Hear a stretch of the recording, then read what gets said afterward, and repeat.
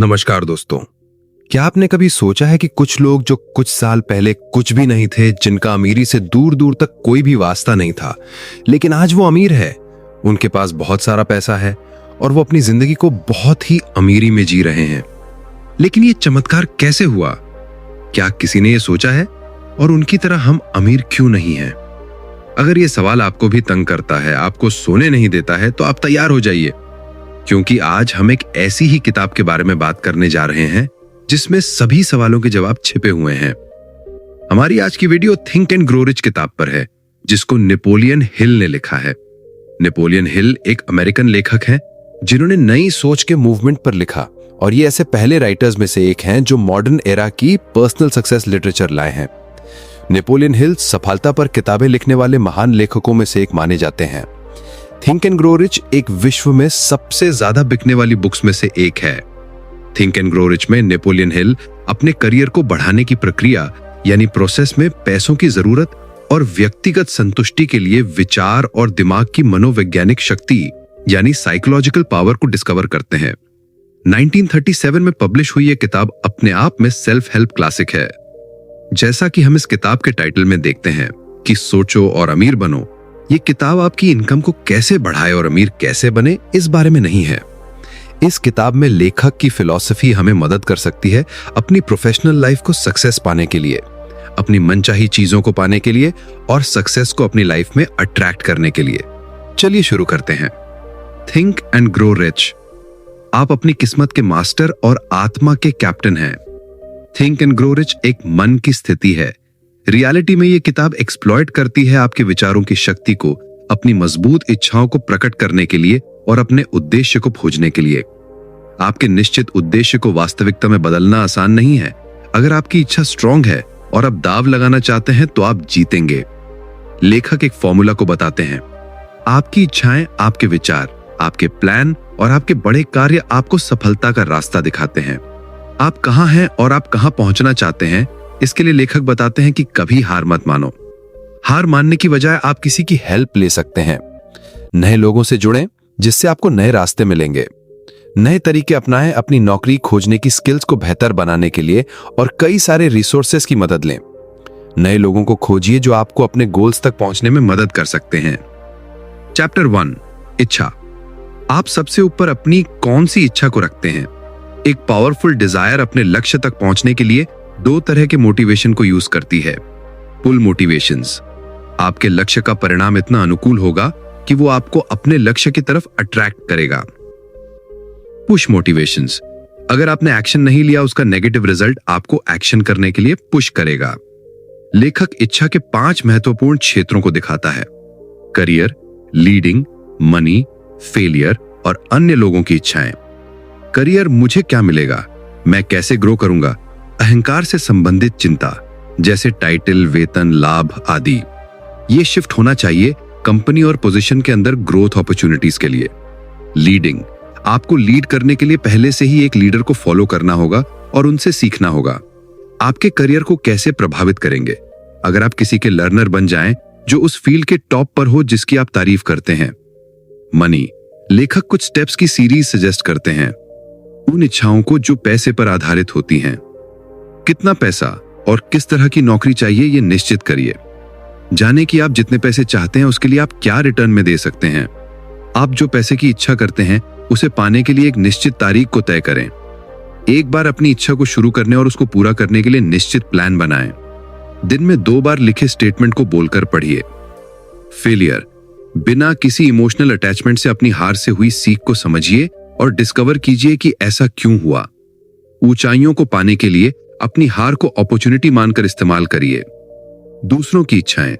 अगर आप एम्प्लॉय या फ्रीलांसर हैं तो कंपनी के मालिक या मैनेजर की मदद से अपने लक्ष्यों को पा सकते हैं। अगर ये आपके गोल से मिलते हैं तो आप अपने गोल्स को भी एडवांस कर सकते हैं, क्योंकि आप अपने एरिया ऑफ इंटरेस्ट में एक्सेल होना शुरू करते हैं। Chapter 2 belief. इच्छा की प्राप्ति में विजुअलाइजेशन और बिलीफ। आप बहुत हद तक अपनी सफलता और हार अपनी सोच पर आधारित होती है, और मन में पॉजिटिव बिलीफ एक आधार है जिससे सफलता को पाया जा सकता है। बिलीफ आता है जब सबकॉन्शियस माइंड को बार बार इंस्ट्रक्शंस मिलेंगे। पॉजिटिव इमोशंस को एनकरेज करें और नेगेटिव इमोशंस जैसे संदेह, निकार और डर को खत्म करें तो बिलीफ बहुत तरह से एक हथियार के रूप में काम कर सकता है। ये हार के लिए एक मेडिसिन के रूप में काम करते हैं। जब आप अपने ऊपर विश्वास करेंगे तो लोग भी आपके ऊपर विश्वास करेंगे। एम्प्लॉयर सफल और कॉन्फिडेंस से भरे लोगों को ढूंढते हैं जो एक पॉजिटिव इंपैक्ट डाल सकें। अपने बिलीफ को आत्मविश्वास के रूप में बिल्ड करने के लिए लेखक सुझाव देते हैं कि आप अपना नाम एक स्टेटमेंट के साथ लिखें जो आपको डेली रिपीट करना चाहिए, जिससे सबकॉन्शियसली आप अपने विचारों और कार्यों को प्रभावित कर सकते हैं। आपके पास क्षमता है कि आप अपने उद्देश्य को पा सकते हैं। आप वादा करते हैं कि आप एक्शन लेंगे। आप ये समझते हैं कि आपके विचार धीरे धीरे हकीकत में बदल जाएंगे। आप वादा करते हैं कि आप अपना समय अपने विचार को हकीकत में बदलने में देंगे। आप आत्मविश्वास की अहमियत को समझते हैं और वादा करते हैं कि दिन में 10 मिनट इस काम को करने के लिए देंगे। आप अपने लक्ष्य तक पहुंचने से पहले कभी नहीं रुकेंगे। अगर आप दूसरों की मदद करते हैं तो दूसरे भी आपकी मदद करेंगे। ऐसे लोगों को चुनिए जो वहां है जहां आप पहुंचना चाहते हैं। करियर में, पैसों में आपको जो इन्फ्लुएंस करते हैं उनका नाम लीजिए। अपने बिलीफ को बनाने के लिए उनके एक्सपीरियंस को याद रखिए और अपने आप को याद दिलाइए कि आपकी इच्छाओं को पाना संभव है। चैप्टर 3, स्व सुझाव या ऑटो सजेशन, अवचेतन को प्रभावित करने का माध्यम। ऑटो सजेशन का प्रिंसिपल हमारी इच्छा से सीधा संवाद कम्युनिकेट करते हैं, अवचेतन यानी सबकॉन्शियस माइंड से एक अटूट विश्वास के रूप में। जागरूक विचार और इच्छाएं अपने रूटीन रेपिटेशन के थ्रू हम मटेरियल चीजें जो हमारे सबकॉन्शियस माइंड तक पहुंचा है, हमारे डिसीजन, फीलिंग्स और एक्शंस को कंट्रोल करता है। हम सम के कंट्रोल को दोबारा हासिल कर सकते हैं। चैप्टर 4, विशिष्ट ज्ञान, अपनी इच्छाओं को मॉनेटरी, करियर या किसी और तरह की सफलता में बदलने के लिए पहले हमारे पास सर्विसेज, प्रोडक्ट और प्रोफेशन की स्पेशलाइज्ड नॉलेज होनी चाहिए, जिससे हम एक बड़े फॉर्च्यून को बिल्ड करने के लिए ऑफर कर सकते हैं। यह स्पेशलाइज्ड नॉलेज पहले से ही आपके कब्जे में नहीं होना चाहिए। खरीदना और किराए की नॉलेज होना एक पॉपुलर तरीका है इस कदम को पूरा करने के लिए। कोर्सेज, सेमिनार्स, बुक्स या समरीज सब आपको बहुत जरूरी स्पेशलाइज्ड नॉलेज को पाने में मदद करते हैं। एक दूसरा पावरफुल तरीका है नॉलेजेबल लोगों के साथ काम करना, मतलब रेंटिंग नॉलेज। एक एम्बिशियस आदमी के लिए अपनी फील्ड में सभी नए डेवलपमेंट्स को बनाए रखने के लिए जिंदगी भर सीखना जरूरी है। चैप्टर 5, इमेजिनेशन, आइडियाज प्रोडक्ट्स हैं और आप उन्हें इमेजिनेशन से शेप दी जाती है। इंसान अपनी इमेजिनेशन से कुछ भी बना सकते हैं। इंसान 2 तरह की इमेजिनेशन के बारे में बताते हैं। सिंथेटिक इमेजिनेशन, ये आपके पुराने कॉन्सेप्ट्स, विचार, प्लान को नए कॉम्बिनेशन में अरेंज करता है और इमेजिनेशन से प्रेरणा मिलती है और विचार आते हैं ना खत्म होने वाले ज्ञान से। अगर आप अपनी इमेजिनेशन का अच्छा इस्तेमाल करना चाहते हैं, अपने बड़े गोल को पाने के लिए आइडियाज की लिस्ट बनाइए जो आपको प्रेरित भी करें और आपके टैलेंट्स को अच्छे से इस्तेमाल करें। चैप्टर 6, संगठित योजना। सिर्फ अपनी सुरक्षा के बारे में सोचना जवाब नहीं है। हर एक उपलब्धि आती है मजबूत इच्छा, कल्पना से हकीकत में काम करने और एक संगठित योजना यानी ऑर्गेनाइज्ड प्लान के बाद। कोई भी प्लान परफेक्ट नहीं है। जब आप अपने प्लान को लागू करते हैं तो आपको एक टेम्परेरी हार का अनुभव होता है। सबसे अच्छा तरीका है कि आप उसे अपना लें एक सिग्नल के रूप में, क्योंकि आपकी प्लानिंग सही नहीं है। प्लान को फिर से बनाएं। अपनी पिछली असफलताओं की नॉलेज के साथ अपने गोल का पीछा करते रहें। अपने लक्ष्यों तक पहुंचने से पहले हार मत मानिए, क्योंकि हार मानने वालों को अपने लॉन्ग टर्म प्लान्स को पूरा होते देखने का मौका नहीं मिलता। चैप्टर 7, फैसला, विलंब की महारत। जो लोग सफलता पाने में हार जाते हैं, बिना एक्सेप्शन के अपने फैसलों पर बहुत धीरे धीरे पहुंचते हैं और अपना मन को बहुत जल्दी और बार बार बदलते हैं। सफल लोग तुरंत निश्चित रूप से फैसलों पर पहुंचते हैं और अपने मन को धीरे बदलते हैं। उन्हें पता है कि उन्हें क्या चाहिए और वो सिर्फ पा भी लेते हैं। फैसलों की शुरुआत में हमेशा साहस की जरूरत होती है। फैसलों का ऑपोजिट है टाल मटोल, जो एक कॉमन एनिमी है जिसे हर एक इंसान को रियलिटी में जीतना है। चैप्टर 8, निश्चित, विश्वास को प्रेरित करने के लिए आवश्यक निरंतर प्रयास। एक बड़ा कारण असफलता का है दृढ़ विश्वास।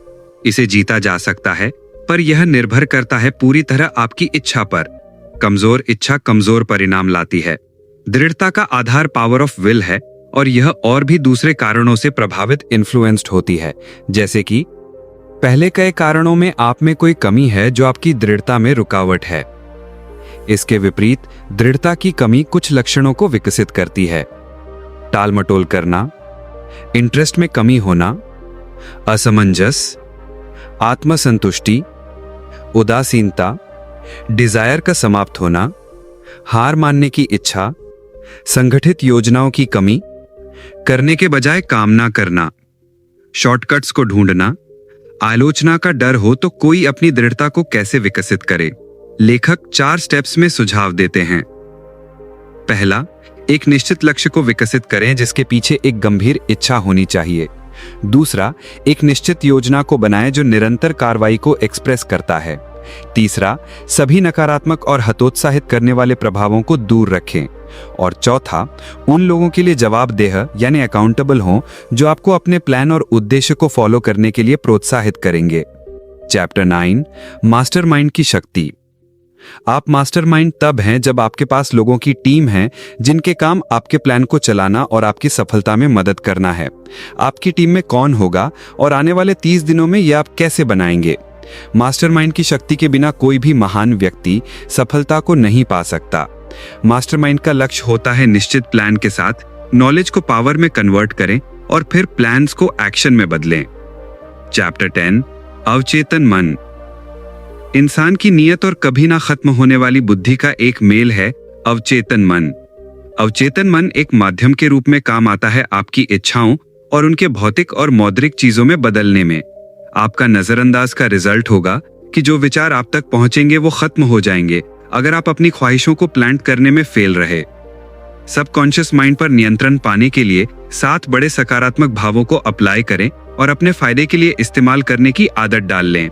इच्छा, विश्वास, प्यार, सेक्स, उत्साह, रोमांस, आशा। रचनात्मक अवसर को खराब करने के लिए आपके अवचेतन मन में सिर्फ एक नकारात्मक भावना आपके चेतन मन में होना काफी है। 7 नकारात्मक भावों से बचें, जैसे डर, ईर्ष्या, नफरत, बदला, लालच, अंधविश्वास और क्रोध। एंड में आपका मन पूरी तरह से पॉजिटिव इमोशन से हावी हो जाएगा ताकि नेगेटिव इमोशंस अंदर ना आ सकें। चैप्टर 11, मस्तिष्क। विचार एक प्रसारण और प्राप्त करने वाला स्टेशन है। हर एक इंसान की दिमागी सोच विचार वाइब्रेशन को ब्रॉडकास्ट और रिसीव करने का स्टेशन है। अवचेतन मन देने का स्टेशन है जिससे कि ब्रॉडकास्ट होती है। क्रिएटिव इमेजिनेशन एक रिसीविंग सेट है जिससे थॉट की वाइब्रेशन को एटमॉस्फेयर से लिया जाता है। जब वाइब्रेशन ऊंचाई पर आती है तो सोच उसी से ज्यादा रिसीव करता है मन। काफी तेज रेट की वाइब्रेशन सिर्फ ऐसी तरंगे हैं जो एटमॉस्फेयर से ली जाती हैं और चलती हैं एक माइंड से दूसरे माइंड तक। चैप्टर 13, बुद्धि के मंदिर का द्वार।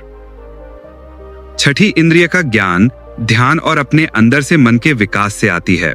एक बार आपने छठी इंद्रिय को मास्टर कर लिया तो आपको अपने नजदीक आने वाले खतरों की खबर समय पर पा सकेंगे और आप उनको रोक सकेंगे और समय पर मौके की खबर पा सकेंगे और उन्हें गले लगा सकेंगे।